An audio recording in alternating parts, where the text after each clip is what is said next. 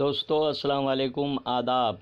Urdu news and media network میں آپ کا خیر مقدم ہے۔ میں جاوید جمال الدین۔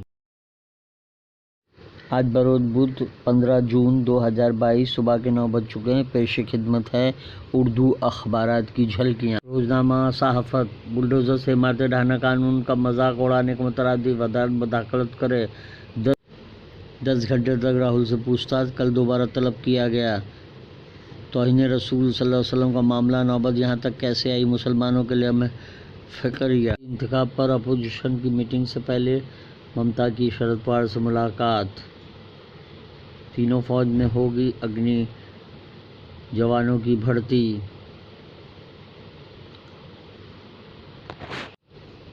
جوہری ہتھیاروں میں اضافہ، سرد جنگ کا پیش خیمہ۔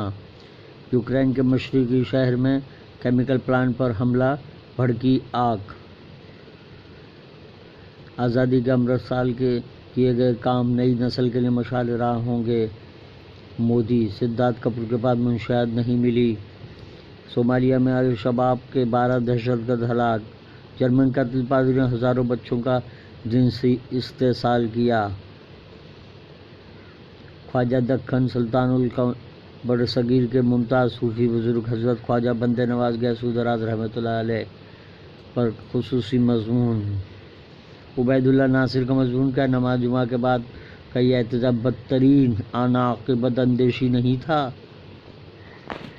روزنامہ ممبئی اردو نیوز کی شہ سرخی: چیف جسٹس بلڈوزر ٹیررزم کا از خود نوٹس لیں، مہاراشٹر کے بہت سے شہر ترقی کے مراکز بن جائیں گے۔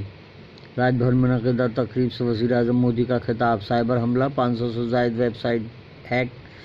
تھانے پولیس کی ہیک کی گئی ویب سائٹ 3 گھنٹے میں بحال۔ رشتہ داروں کی غلطی سے ذہنی مریض کی موت۔ سونو سود نے تھائی لینڈ میں پھنسے ہندوستانی ملازم کی مدد کی۔ اجیت پوار کو بولنے نہ دینا، یہ مہاراشٹر کی توہین ہے۔ نوپور شرما کی گرفتاری پر ممبئی میں احتجاج سے مسلمانوں کو گریز کرنا چاہیے۔ جمعہ کو ممبئی میں ہونے والے پرامن احتجاج ریلی کی تیاریوں کے لیے پریس کانفرنس اور جائزہ میٹنگ۔ موجودہ حالات میں اسوائے حسنہ اداریہ عدالتیں بلڈوزر ٹیررزم بند کروائیں کے عنوان سے تحریر کیا گیا ہے۔ روزنامہ اردو ٹائمز ممبئی کی شہ سرخی: جاوید پم کی بیوی نے ہائی کورٹ کا دروازہ کھٹکھٹایا۔ پروین